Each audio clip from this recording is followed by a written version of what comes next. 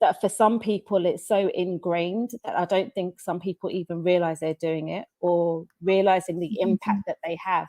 And that's sort of something that I really want to get across to teachers. I know it's it's difficult to sort of think about what we do, but the impact that you have as a teacher in all areas, but in primary school, when you've got these very impressionable young people and they look up to you and you're sort of the amazing teacher, that you have an impact on what you say and how you act affects these children positively or negatively.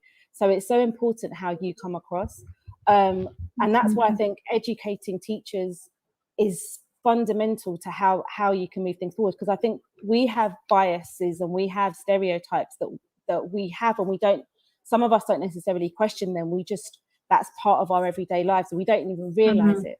So just questioning what we do and how we do it just makes people think, and we did a recent inset where we just asking teachers to look at, what they're displaying and who they're sharing. And it is things like when you're preparing a lesson and you're seeing that actually all of the images that you're showing end up being one demographic or one particular type of person, or do you realize that for every maths person that you're looking in history, for example, happens to be a white male? How can you just start bringing in different images to show children that this isn't the standard or the norm, that actually there have been other contributions to maths, to science, etc., to history? And how can you just start bringing in that different dialogue and that different perspective, and that's so empowering. And I think actually equally for the teachers as it is for the children. Right. But Esther and Katie, both of you. Katie, for our listeners, works at senior school and Esther works in primary. So Katie, as part of a senior school teacher, how do you address the whole representation conversation? Because in primary, because they are little and they have, it's slightly different the way you would address representation down there. Whereas for senior, I'm assuming it's slightly more difficult, because you only have children pertaining to a certain subject? Yeah, I mean, we have, for Key Stage 3, they do all subjects. So you have the whole kind of year group up until they choose their options into year 10. As a head of history, it's, I think it's probably one of the best subjects or one of the easiest subjects to maybe have that representation in, as opposed to perhaps maths or science, where it becomes a little bit harder because your focus isn't always on individuals or representation in that sense. So in terms of like a history curriculum, we've kind of turned from looking at different countries, like for example with the war, quite often World War I or World War II, you only really go into the European contributions to World War I or World War II. And actually, if we think about that, there's so many more countries that contributed huge amounts to the war. And so we can look at that in a different lens and look at people who contributed from different continents and different countries as well. And then moving that on different religions as well. It's not even just about race or ethnicity or nationality, but we can bring in different religions and different histories there as well. And certainly that's something they can do within English. One of the things we do with the older students, which we've started to do in the last couple of years, is actually to just contextualize the resources that we're using. So if we're looking at a particularly white British narrative, we'll talk about why that narrative would perhaps be different from someone else at a different time period or in a different country. And we'll kind of look at why or what makes interpretation so different as well. So that's quite a good way to kind of get that thinking around it too. Right. Esther, primary representation? I think it's potentially a lot easier in primary for certain teachers and subjects. I think there's a lot that you can do that will have a lot of impact. For example, like I said, the imagery, the displays that you have around your classroom. So there's sort of the way that you can thread it into your everyday practice. And then there's also that you can do it through lessons such as PSHE. But fundamentally, I think one thing that we're looking at in our school at the moment is having a huge difference is the books that you're exposing the children to, and the people within the books, and the main characters, and just looking at the different perspectives that you can just expose children to. So you can do it in all subjects really. And through art, we looked at different artists from different backgrounds. And again, similar to Katie with the history as well, we're looking at different contributions to history and and just removing that sort of where you're from. And fundamentally, this is also for the children, right? And how the children can also play a part and be involved in that. So we did, for example, we did World War, and we were looking at the heroes within World War, and actually what's considered a hero for one country may not be considered a hero for another country. And it's not about dismantling people's heroes or removing those from people or from the children. It's just about looking at things from a wider perspective, from a more holistic perspective. And that can only support the children's learning long term. Right. It's being able to get the children to think that there is another side to that story. Absolutely. Yeah. And the idea of empathizing with others and realizing that, that, like you said, there's different sides to the story, and with situations, you've always got, different perspectives. What would you say to the argument that, especially since you've mentioned books and looking at literature, I remember once someone said to me, the reason they don't have diverse books from diverse authors and from different countries is because the children are not able to relate to it. So if I, for example, if I said that I have a book that is set in South India and the character is having idli, for example, for breakfast, majority of our students, because we're as international educators, they may not really know what that is, so they're not able to relate. So how would you answer that argument? To me, that's the whole point, isn't it, of reading, that it transports you to another world, that you get a different perspective. If we only experienced our own world, then you're missing out on so much. The books take you to other places. If I don't know what that is, then let me look it up.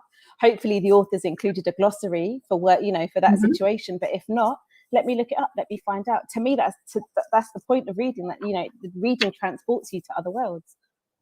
Right. Yeah. So, yes, Penny, go on. No, I was completely agree with that. I feel that's teaching, isn't it? That's literally what we do. If I only taught kids things that they could relate to, then history probably wouldn't be the best subject. Right. So apart from getting books and using images, what else would you say we need to do in order to promote representation, to allow students to feel like someone like them also does belong, has made achievements and so on? What else? Are we looking at books and images in the classroom, or is there more that we can do? I mean, you can explicitly. Sorry, go on, Katie, because I think you've done some work on this as well. Sorry. Oh, no, it's all right. I think there's loads of different ways that we can do it. It's part of the students having ownership in the things that they're sharing as well is a big one that kind of comes out a bit. If they would like to share their own experiences or their own background or their own religious practices or anything really, and getting them to actively talk about that and to share that with their classmates is a really good one. I know from our discussions we've had, one of our teachers suggested playing different musics when you have like in form times or things like that, when you sometimes play music, to have music of a different language or music of a different era, and kind of use that to prompt and have these conversations as well. So it's not just kind of the images and the text that you're reading, but it's the conversations that you're having, and also allowing students that space to have those conversations and to facilitate them themselves as well. And then we can take that even bigger in terms of, it's not just about the students, but also the staff having those conversations and having that education as well. But Right. Go on, Esther, what were you going to say? Yeah, no, I was just going to add on to that point, because I think you said what I was going to say, but I think what's important is that as teachers, as individuals, we don't know everything, right? So, and I think that's the sort of challenge with the DI and the belonging aspect of it, that we're expected to know all the different cultures and include them all within our lessons, and that's not possible. It's not possible to do that, and it's time consuming and difficult to learn about that. So exactly what Katie said, when you're involving the children in that learning and in that process, and allowing spaces for them to feel comfortable. And I think that's where you move away from the teacher sort of leading on that, but creating a culture where it's okay and where everybody feels comfortable, and that comes down to things like, it comes down to things like names, feeling confident to be able to speak your language and share that, to be able to, raise the viewpoint if you feel, to challenge obviously in a respectful way, but to challenge, what you may be taught or what the teacher's saying, and for a teacher to feel comfortable facilitating that and not expecting to know the answers to everything, but to feel comfortable and confident enough to allow children within that space to do that. And I think that's pretty much the key, creating cultures within your school or your classroom where everybody feels comfortable speaking about their experiences and challenging anything that they feel isn't right, respectfully. Right. Talking about challenging and challenging respectfully, sometimes we can see that people are visually uncomfortable talking about diversity, race, equity, probably because they don't understand it, maybe probably have not spent a lot of time reading it, but regardless of the reasons, sometimes they just walk out of the room. What can we do to address that? That's a tricky one, and that is hard, because I think that's you don't want somebody to feel uncomfortable, and it's perhaps opening up that dialogue. It's about everybody feeling comfortable, and if somebody walks out the room, then that's not something that you'd want to happen at all. Hopefully you can open up a conversation around that. I think it depends if that's a grown-up or a child. As a teacher, how you would address that, but you would hope that you'd be able to speak to somebody and just ask them why they felt uncomfortable and what you can do to make them feel comfortable. It is about having respect for everybody. It is about including everybody's opinion, not one more than anybody else's, and it is having that mutual respect. Yeah, but creating that safe space isn't that easy, is it? Yeah, I think you have to have an aspect of buy-in to have the conversation sometimes. I think, if people are uncomfortable, it's maybe because they disagree with something or because they don't want to say the wrong thing. So I think there has to be the aspect of people wanting to have or stay in the conversation to start off with. I think part of creating that safe space is maybe making it okay to just listen to the conversation. Like, not everyone has to speak if they don't feel comfortable at the beginning. If people just want to learn or to listen, I think that needs to kind of be made clear, that it's okay to start off as just listening and learning. And I think another key is, when we're having these conversations, we need to not be afraid to be vulnerable and not be afraid to make it clear and make it obvious that the journey, like these conversations, are sometimes uncomfortable and they are sometimes hard. And we need to kind of let everyone know that that's the same for all of us. That's the same for everyone in these kind of conversations. So no one has the right answers or the right language for every kind of circumstance. So yeah, having that safe space and getting the buy-in from everyone, I think is important. Right. I want to pick up on the point that Katie said about often it's discomfort, isn't it? And it's the fact that people don't want to say the wrong thing. It's not necessarily because people are sort of adverse to it. I think people are very wary about offending. And I think, and that's not necessarily a bad thing. That's because they don't want to upset people. So it is just about how you can create a space for that within the classroom, and if possible within a wider context as well. Right. One of the things that you both mentioned was being comfortable and not having the correct amount of knowledge. And this topic is one that requires a bit of subject knowledge. And how do we build on that? Because I cannot just stand up and talk about diversity or about issues unless I am well informed. So where do I get that information from? I mean, there's so many places out there now, aren't there? It has to be the first step, really. It's like, I think at every stage of this journey, then you kind of would like to be learning more at every stage. And so it can be from like reading books or reading articles, listening to podcasts. Twitter is a pretty good one if you've got a thick skin for reading some of the comments on some of the conversations. There's amazing work out there for every stage of the journey, and there are so many reading lists and things for people to kind of access. we've created a Google chat to share the resources with the people at work, and with the sixth form last year, I shared a reading list and a kind of podcast list with them as well. It's with the older children, so that they can dip into books or to podcasts on that sense as well. But I think, starting with the conversations, and then people can kind of lend books or recommend podcasts or things like that, and then you can discuss them together. So I think that's a really good way to keep that active learning going.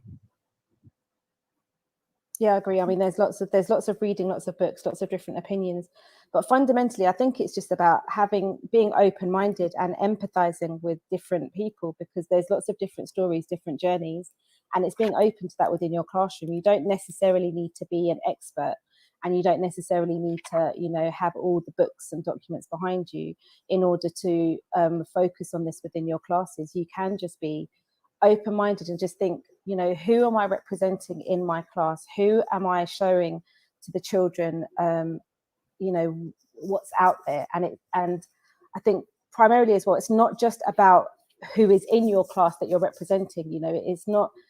It's that all children around the world need to see all representation around the world. If you have a predominantly white class, does that mean that you can't show them, an Asian country or an African country or a South American? You can show them different people, just because you've got able-bodied children in the class doesn't mean you can't show them, a child in a wheelchair doing something, and opening their minds to the fact that, there's lots of different perspectives and lots of different viewpoints out there, and people doing lots of amazing things.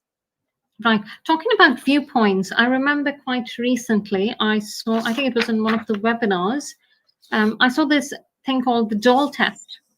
I can't recall where it is that I saw it, but there was something about the doll test.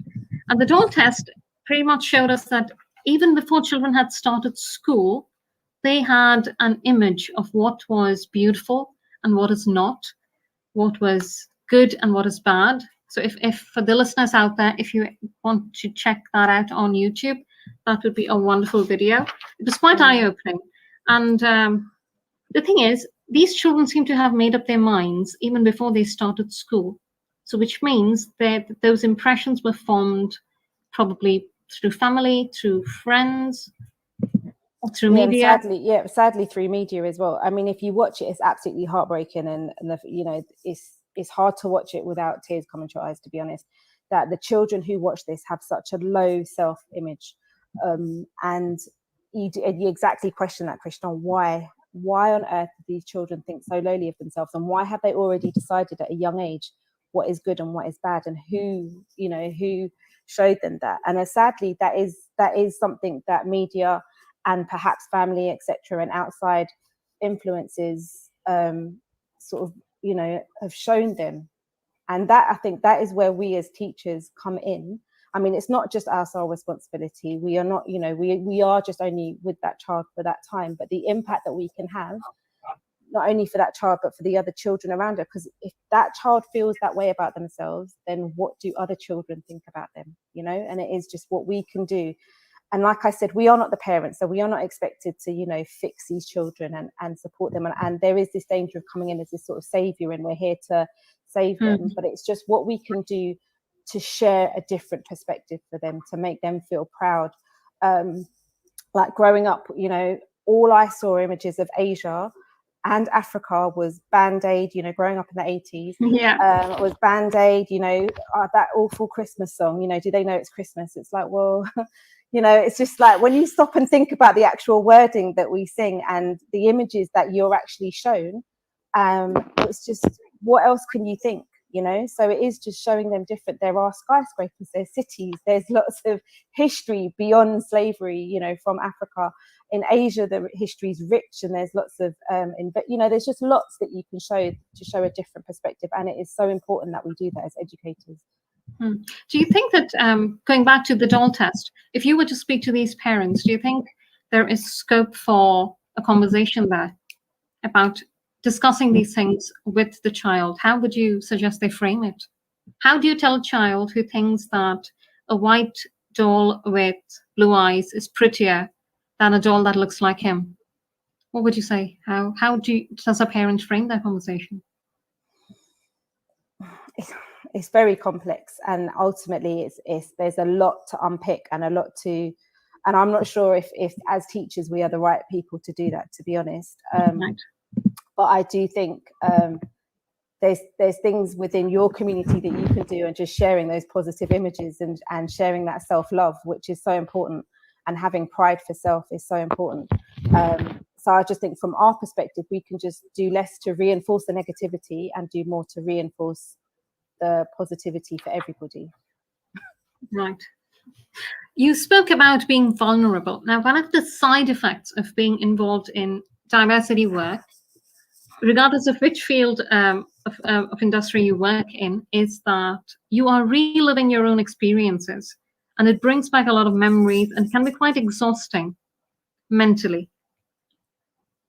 So how do you maintain mental health? How do you not allow the things that you read about to affect you and bring you down? Because that's something that I've experienced.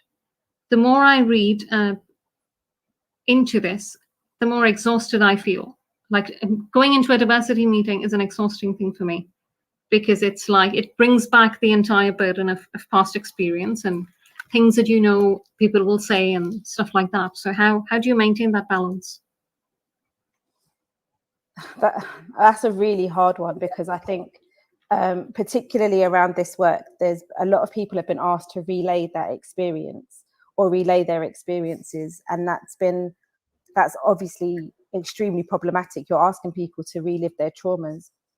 And someone sort of put it to me that if it was for example, a domestic abuse situation, would you ask that person to relive their abuse and relay it constantly?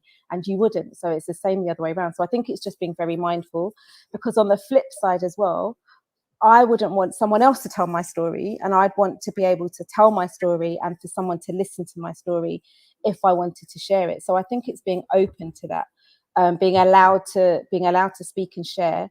But I think as an individual, it's about supporting those within your group if possible. And at the moment now, and I think Katie mentioned the support on Twitter as well, there's a lot out there. So there are a lot of groups to support people who are going through this, and it's this sort of dilemma of wanting to do something, but also, like you said, finding it quite traumatic and exhausting and just mentally quite draining, and feeling that you're having to relive this or explain this or argue the same point to people who don't understand. So there's something that you can do as an individual. You can choose to make that, but also be very, very aware of protecting yourself and being aware of that. And if it is getting too much, to be able to speak on it. And then on the flip side, the people that are supporting that within the school to be aware of that, and to have an understanding that that this is difficult and emotive, and it is, there are tears, and you will get angry and you'll get upset, and it's being allowed spaces, I guess safe spaces as well, not necessarily in a public forum, but having a space where you can share that with somebody, because it is important, and it's not a linear journey. It's up and down, and 2 steps forward, 3 steps back kind of situation at times, where you need to be able to talk about it and speak about it. Right. Katie? Yeah, I agree with everything that was said, really. I think, supporting each other is really important. And I think also to be able to take the breaks when you need to. I think it's really important to switch off for a day, or switch off for a weekend, or even a week if it's overwhelming. So many people that are kind of on this journey that go into burnout, because it kind of takes over and it can overpower you. So taking those breaks to actually just to try and not think about it, to try and switch off from it for a day, to then come back, and also maybe sometimes to focus on the good and focus on the short term and the things that have happened already. I know that when I've spoken to both of you two, when I've been overwhelmed with it, and you've kind of, both of you have said individually, like, oh, well, remember when this happened, or remember when this person said this about the work that you've been doing, and actually that's really helpful on some of those days as well, to remember the smaller everyday conversations that you have that mean so much. Yeah. Maybe there's also a scope for sharing stories anonymously in third person, without names, probably, because not everyone really experiences everything. So for the people who've never had to experience it, maybe they do really need a story, an actual story, maybe without the names, that would probably, and this is me just assuming, that it would serve the purpose. You put the story out there without putting the name of the person, so they know that these experiences actually do happen. I have a question here from a listener called Mendes, and he asks, I'm assuming it's a he again because of the picture that I see with it. What's the thing, person, or memory that you hold on to when things get tough? How do you overcome difficult days? Ooh. Mendes, I think I'll answer that first before I speak to our guests. For me, I always go back to this one story, which is about Marie Curie.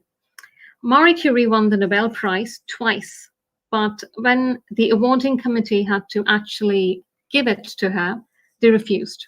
And they decided that they were going to confer that to her husband, and to her husband only, even though they worked on the radium discovery together. And this wonderful man, his name was Pierre Curie, he refused to accept it unless the work that his wife did was acknowledged. So he said, no, it has to be both of our names on it, otherwise I'm not accepting it.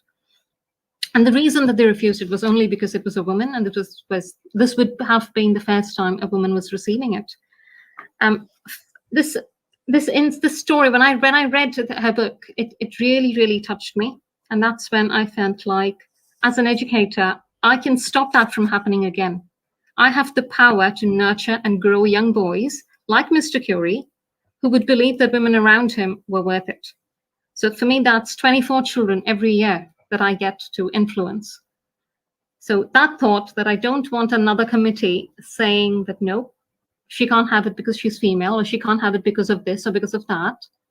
And also the fact that you're able to think that even in those days, this was back in 1904 or 1905, people like Mr. Curie did exist. So as an educator, I feel privileged, and that is the thought that keeps me going. So Marie Curie's life and her story is what keeps me going when I'm having a really tough day. Esther, Katie, any thoughts? What keeps you going during tough days?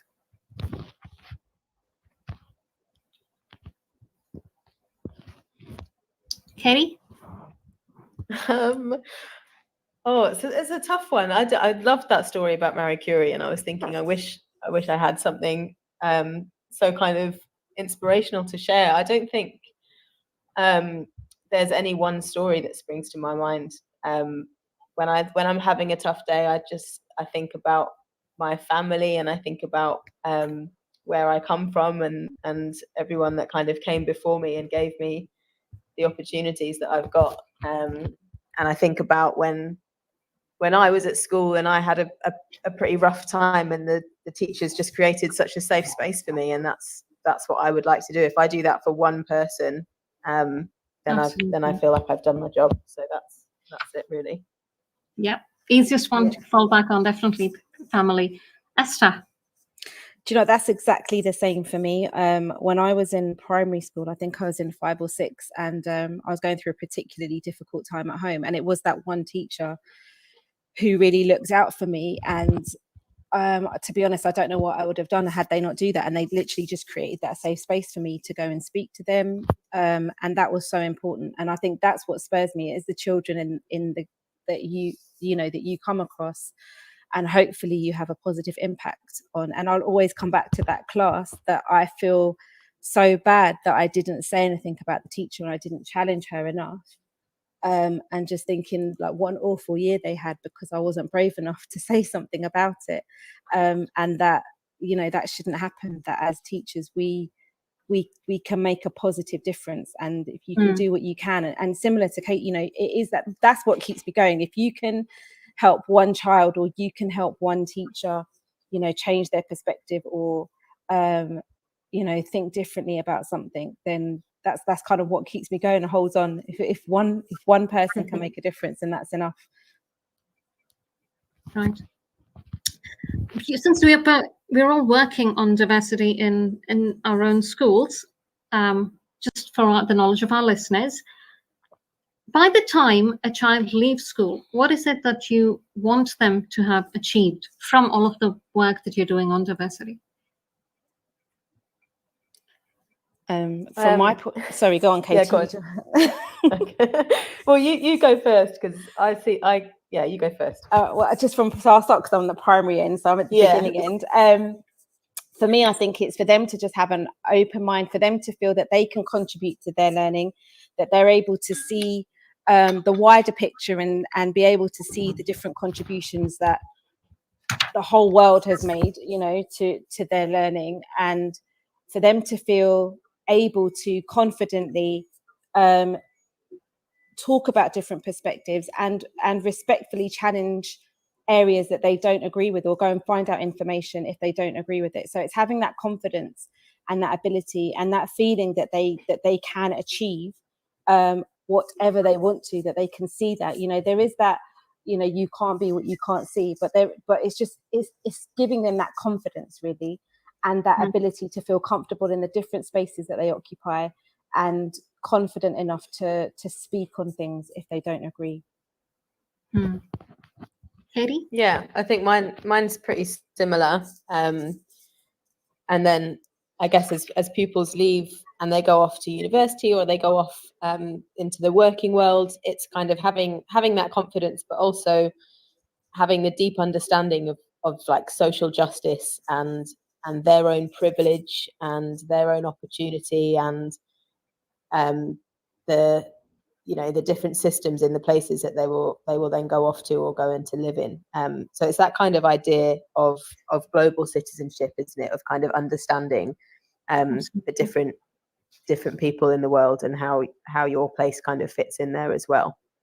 Yeah, society is increasingly fragmented, and so being able to connect with people around you, with your neighbours, is quite invaluable.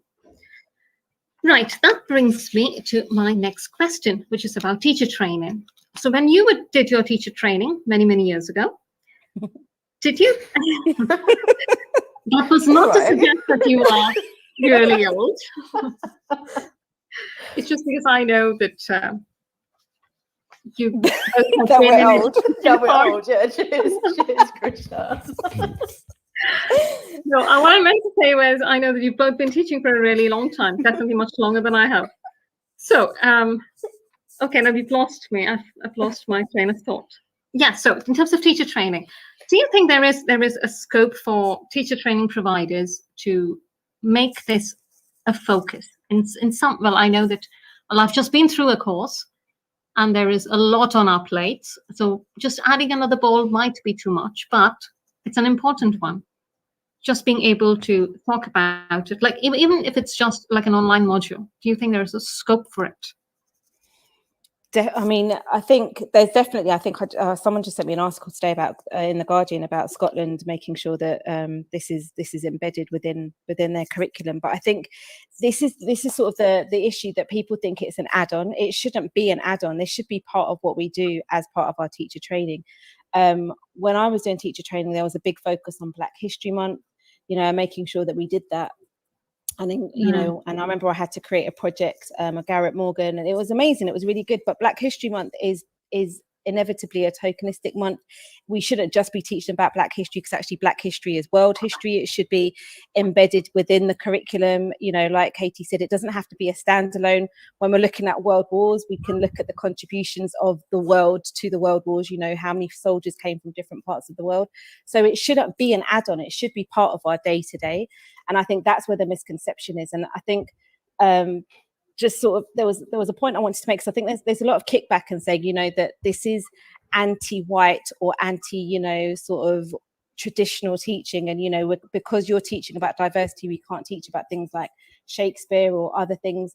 And I think that's the danger. It's not about taking away, it's just making sure that people are included and feel included. So yes, it should 100% be part of teaching, but it shouldn't be something that's an added on at all. It should be part of your course throughout, and that you should be reflecting as teachers the importance of what you present to your children and how you present that, and how you can make sure that the children within your care have a holistic view of the world. And like you said, I think global citizens, we are, you said we're fragmented. We are fragmented, but we're so much more connected now actually than we ever were before.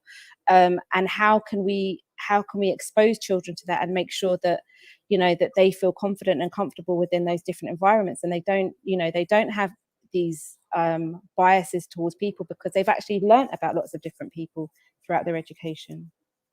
Right. Katie?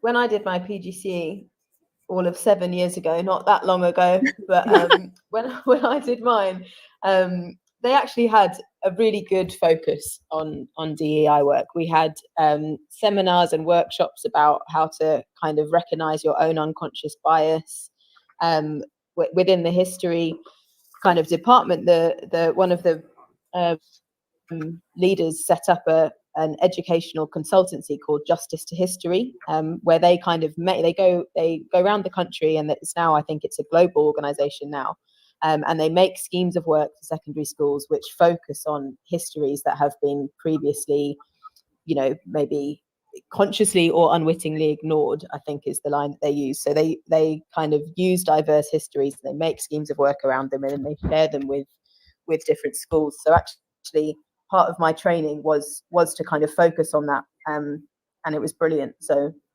yeah, mine was quite good. Right.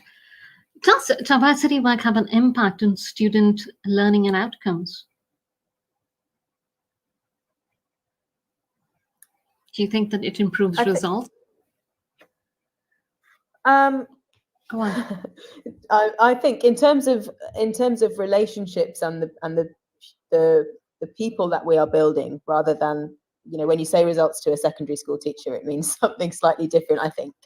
In terms of the grades that they get, I'm not sure. Depends on, if they're engaged in what they're learning, then possibly the actual data might improve. But in terms of, the attitudes of the children, in terms of how they interact with each other, yes, I think it makes a huge difference, and how it prepares them for the wider world. Like we were saying earlier, I think it makes a huge difference in terms of building that community, starting off in the school and then going into global. Yeah,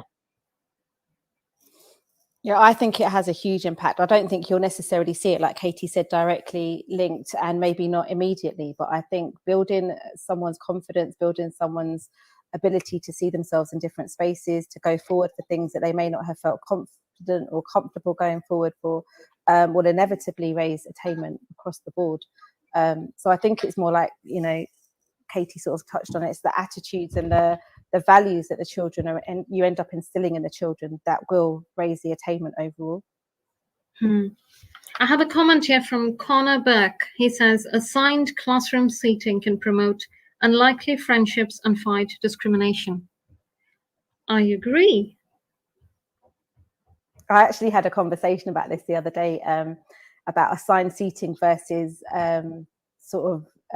child-led seating, and I think it's really interesting. I think it's completely dependent on the culture of your classroom and the culture you instill within your classroom, and it's very difficult. It depends on the different ages, because it can promote, but it can also have a negative impact as well, in that people will be sat next to people that they don't want to, and then they'll get faces and you'll get all kinds of kickback from that. So I think it's about promoting that, and I guess it's that culture which is so difficult to pinpoint, but it ends up sort of embedding everything that you do, that openness and that, the confidence and comfortableness and belonging, I guess that sense of belonging that you try to instill within your classroom.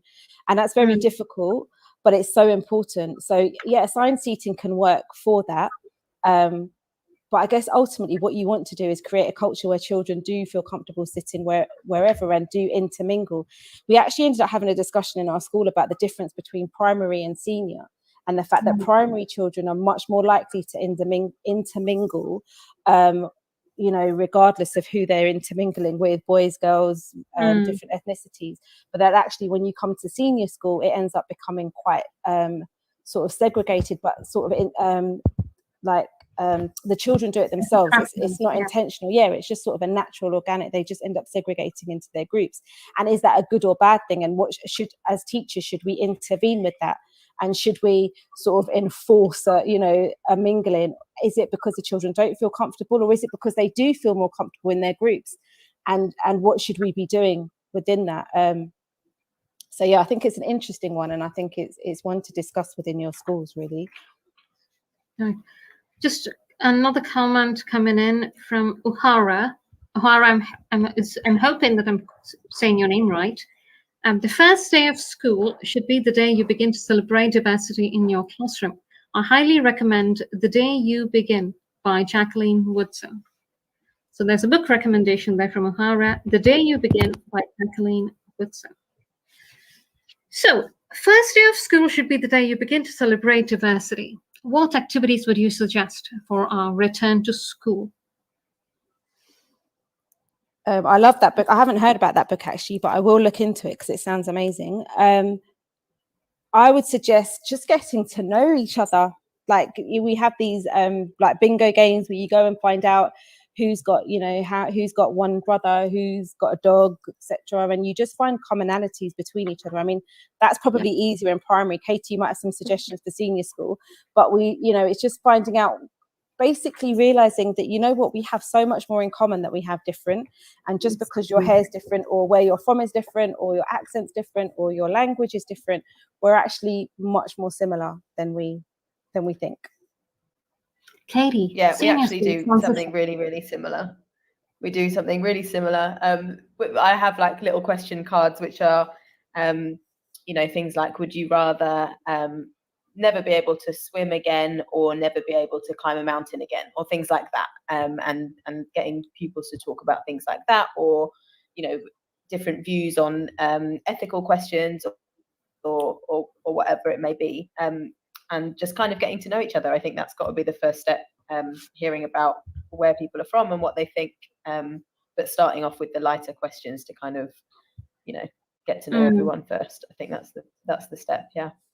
Absolutely. Uhara, and since you mentioned this, I happened to work with a teacher in last year who always started her lessons. In fact, she did the morning registration in about 9 or 10 different languages. Brilliant. Yeah, and the students loved it. And the fun bit was sometimes she would just stick to one language, and then the rest of the class would greet her in all of the different languages. So they had actually picked up by the end of the first term, I guess. So that was something that the kids really enjoyed. Another common favorite is food. They love talking about their food and where it comes from and so on. Right. We had another question that says, how do we bridge the difference between intent and impact? So would one of you care to explain to us how they're different, intent and impact?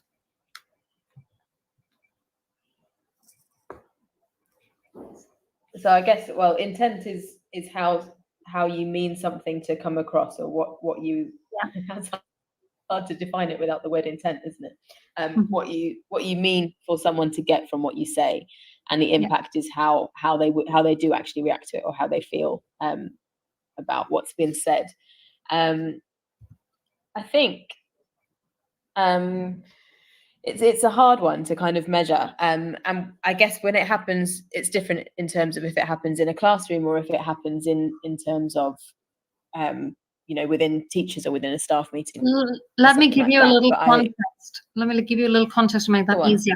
If I'm not able to pronounce the name of a child, and I decide to shorten it and just call the child K, I'm obviously doing it to make life easier for me and probably for the other children in the classroom. But does that have any other kind of impact? An impact that I'm not really seeing at that moment? Yeah, I mean, it has a huge impact on the child, and I think and on the other pupils as well, because you're essentially teaching them that their name should be, it only fits to how it makes you feel and what's easier for you. So their name is irrelevant, and that's stripping a part of an identity away straight away for the child. Yeah. Esther? Yep. Yeah, I agree. I think it's huge. I think it's dependent. And this is working in a British school abroad. This is something that's really come up, because I think a lot of the parents feel that they need to conform to a certain standard of possibly trying to fit in. So they may for example, we have a few Chinese parents, and they will have anglicized names. So, and I'm not sure, and I could be completely wrong in this, but I'm not sure if they're doing that because it's easier for the child, or because they feel it's going to accommodate what we think is needed for the child to be accepted. So I guess it's like, where is that coming from? And unpicking that, really. Now, if as a child I feel more comfortable with you saying my name as Kay and asking me, you know, just saying that, but I think it can be a little bit more, you know, subtle than that. And it's like, is the child trying to please you? So I guess it's what Katie's saying. It's like, why are you doing it? Are you doing it to make your life easier? Are you doing it because the child would like it? And if the child would like it, is it because they're trying to please you, or is it because they genuinely want to be called that name? So I think it's establishing that from, you know, quite early on with the parents, possibly, and just saying, what do you feel comfortable, or what do your parents call you at home, and what would you like to be called in the class? But yeah, absolutely. If you know, if a child wants to be called that name, you shortening it for your convenience I would say, is unacceptable. And I would encourage you to learn and, you know, make sure that you respect that child's name, because it's important. That's part of their identity. Right. So this was just an example. I'm going to have to do that myself. But, that's what I mean by bridging that gap between intent and impact. How do I make sure that see, if I were to do this, my intention was not a bad one, but it's obviously having a negative impact, isn't it? So how do we get that across, get that message that not everything that you do innocently or with a positive intention something could have a detrimental effect? Yeah, we have a very similar debate in our policy between perceived and actual. So it's very similar, I think, and I think it's allowing for those conversations, isn't it? Because I think people have good intentions. For the most part, people have good intentions, especially, you know, teachers. We're not here to make people's lives miserable. We want to do right, but we may do things that we don't mean to do, and it's having that conversation, and for other people to have the confidence to say, actually, you know what, could you know, maybe you could look at it from this point of view, or maybe that didn't come across very well. You being open to that, and creating that sort of culture that it's okay to say that, and that's quite important for a lot. And I guess for you as a teacher to be open-minded, that we're not perfect, we are going to make mistakes, and you know, Katie said this quite early on. This is a journey for a lot of people on a lot of different spectrums. So it is just being open-minded to that and saying, you know what, rather than becoming defensive and, you know, just saying, I apologize, I didn't realize that caused offense, let me change, you know, and that's just a simple thing to say, but it's so powerful. Absolutely. How would you address that if it was from a student? Because it is a sensitive thing. If a student were to make a comment that was intentionally, what's the way to put it? It was intended well, but it's had a different impact. That conversation, I imagine, would go a bit differently. I mean, it would depend on the context of what was done, but it is about educating. We're here to educate the children and to talk them through things. You can do it different ways. So using like the book that was suggested, you know, is a great way to give a different perspective and removing the personal element from that child, so they can perhaps see things from a different viewpoint and realize that actually what they did was wrong, and talk about that in something like, you know, a circle time or PSHE lesson about how your words have power or how they have impact and how would you feel. And again, that teaching of empathy, that, you know, if someone had said that to you or treated you that way or called you a name that you didn't like or made noise, you know, all these kind of things, then that helps to just sort of remove the personal element from it. So that's a really great way from a teaching point that you can do. If a child is doing that with intent, or they carry on doing that, then that is, you know, then that's when you may pull the child aside and then you talk to that child and you explain to them in a little bit more detail. I'm glad you mentioned PSHE, because last year we did a lesson called The Carrot Story. It's a twinkle story, and it was one of the most loveliest stories that I've had the pleasure of teaching. It was all about vegetables that are so different, but they managed to get along well. Right, that brings me to another situation. What if a parent says, I don't want my child in this group because it's not our social mix? As a teacher, what would your response be? Well, sadly, we've had to deal with this situation a few times. And I think this brings into the wider policies within the schools, because actually, depending on where you're from and your background, you may take personal offense to that comment. And it may actually, that may be a triggering point for you. So it does depend on the school and the policy within the school in terms of how you're supported with that. But I would hope that if somebody said that to you, that you would be able to take that to a line manager and you would be able to get further support with that. I wouldn't expect a teacher to have to deal with that decision or that conversation by themselves.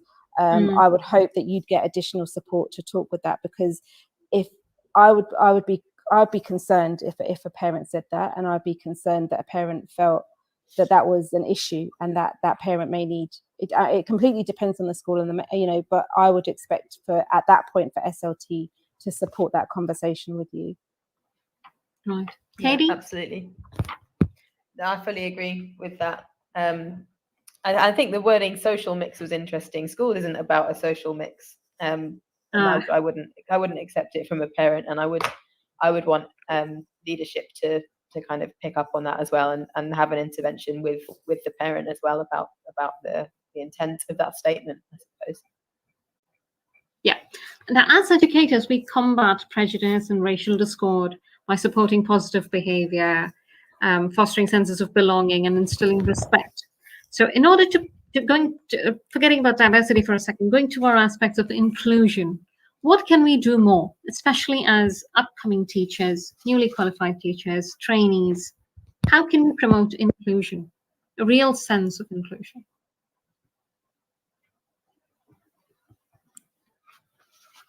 Do you mean from an SEN point of view? All aspects. From all aspects of inclusion. I guess it depends again on your cohort and the school that you're in, but it's just opening the avenues for learning about different people, isn't it? And making sure that you are including everybody within your group, so that the individuals immediately within your remit, so to speak, feel included and are included. It's not just a tokenistic; they are part of your classroom. And again, it's that put yourself in that person's shoes. How would you want to, how would you want to be treated? How would you want to feel?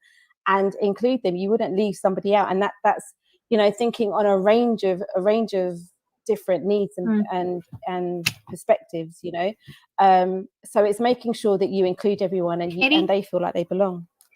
Yeah, I feel the same. And I think I'm not sure if you're there or if you not hear me? Disconnected. I can hear Katie. Can't hear you. I'm talking. You can hear me, Esther. Are you able to hear me, or have I gone off? Krishna, can you hear us? I can hear see Katie. lights are blinking. Do you type it in your light the chat if you're still able to hear me? Hello. We can hear you. Looks like technology's decided to give me. Well, I feel the same. Shall I just carry on talking? Yes. Are you able to hear me, ladies? Yes. Yeah, no, I'll let her talk. Are you able to hear me? Yes. Hello. Oh, I thought I was going to have a heart attack. Right. Thank you. You've both come back.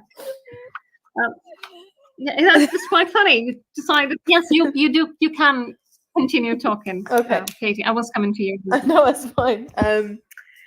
Yeah, I completely agree. I would say one other thing that we do, I'm a sixth form tutor as well, so I have the kind of pastoral care of a sixth form class, and I quite like to give them autonomy over some of the things that we discuss. So that can be, we do something called wider reading talks, where a pupil can choose anything that they are passionate about, but it cannot be something that they actually learn on a curriculum to share with the rest of the class, and they spend a couple of weeks thinking about it and then present.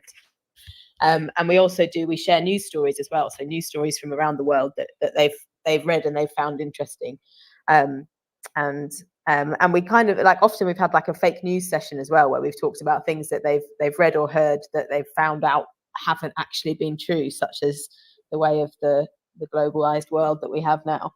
And that kind of helps with inclusion as well, because it just it starts those conversations and it facilitates those kind of relationships as well. So yeah, similar to what Esther was saying. So how do we address microaggressions? Because you'll often find that these things crop up and no one really knows what to say, because again, going back to intent and impact, it was said it wasn't really intended. So, and then that leads to upset, it could lead to tears or whatever. So how do we address microaggressions? In a classroom context, I think. In a classroom context. I think kind of, shutting it down straight away, kind of, so this is one where I would say it's probably not for the pupils to start facilitating the conversation. I think this is one where you as the teacher needs to take the lead, and kind of explain why something is problematic, or explain why what they've said could be taken in a different way, and then kind of return the class to normal. Don't spend too long on it. It doesn't need to be turned into a big situation. But then I think the key part is to kind of check in with the pupils involved after. So with the person that's made the comment, and with the maybe people that it was addressed to as well, and kind of maybe bring it up again a little bit later in that kind of safe space. But I do think that's one that maybe needs to be taken by the teacher straight away. I don't know. What do you think, Esther? Yeah, no, I 100% agree with that. I think particularly what you said is not making too much of, not making like you don't have to do the next 5 lessons on it, but acknowledging it, and definitely checking in with those people involved. And I think that's the main thing. I think a lot of people don't realize the impact that a lot of small microaggressions or impact that things have, comments and what the kind of comments that end up staying with you and sticking with you, that can be quite difficult. But also, I guess on the flip side of that is like, if you make too much of a big deal out of it, you're actually potentially making it worse, or highlighting things that may not have been even acknowledged. So it's difficult, but it is, I definitely agree, the teacher needs to take the lead on that and make some acknowledgement, and then I would speak to the children involved and see how they were impacted, and I guess see how they would like it dealt with as well, and see how often that happens. It is something you really need to think about within the classroom, and the age of the children is very important as well. Right. So we are nearing the end of our show, and before I call upon someone who has been very patiently listening, and I think she knows I will call upon her because I love listening to her voice. I'm going to give her a few more minutes to decide if she wants to call in. No pressure. Any words of advice to newly qualified teachers? What are some things they should and shouldn't do in the classroom?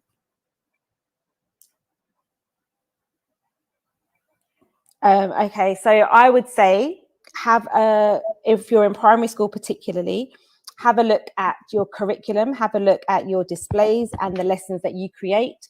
Think about who you're representing, which stories are you sharing with the children.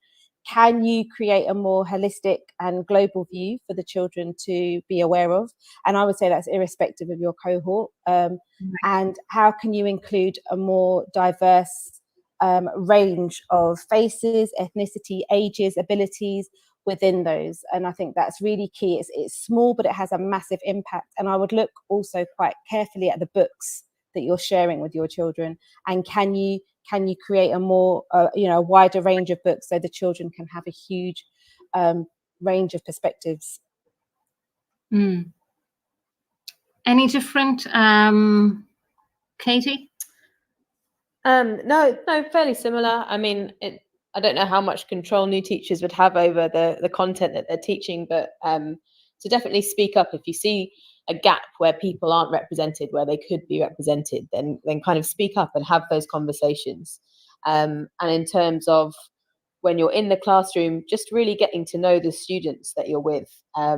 It can take a while in secondary school to learn all of the names of the different classes that you're teaching. But as soon as you've got those names, and then getting to know individuals, everything becomes a lot easier, and you can start to build that safe community within your classroom for each lesson that you have. So I think that's probably the biggest key.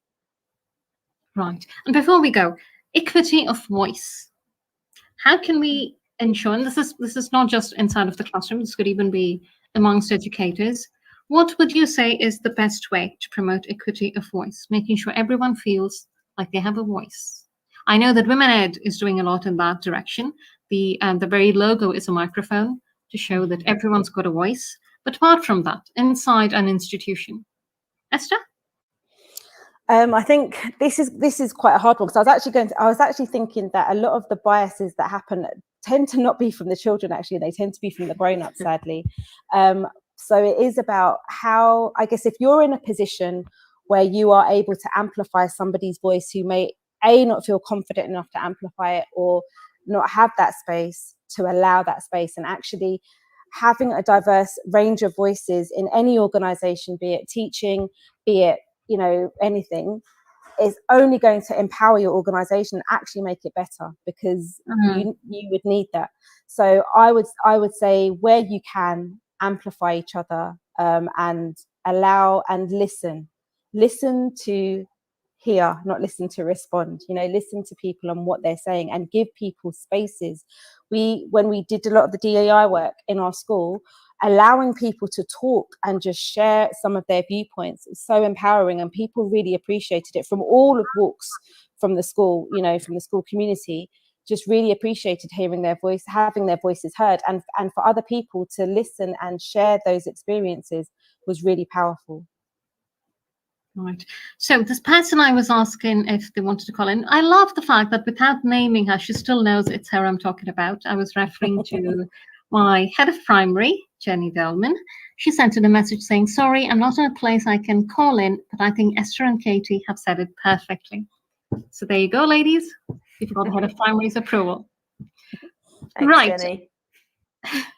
It is 12:20. It is well past midnight for everyone here in Muscat. I'm pretty sure everyone wants to get to bed. So this show is now coming to an end. Thank you so much, Katie and Esther, for sharing your thoughts with us, for staying here for 90 minutes, keeping me entertained. Thank you so much for having us. Yeah, Absolutely. it's been a pleasure, Krishna. Thank you so much. Thank you. Right, listeners, that brings us to the end of The Late Show. I will see you again next Friday with someone who happens to be a writer, a poet, an advocate for all things good, and a lot more. And you will thoroughly, thoroughly enjoy her, because she's also someone I've had the pleasure of working with. But I won't reveal the name yet. So I will see you next Friday for The Late Show. So till then, take care. Bye-bye. Have a lovely evening. And Australia, it was lovely to have some of you join us this morning. And I think I saw a couple of you listening in. So thank you. Have a wonderful day.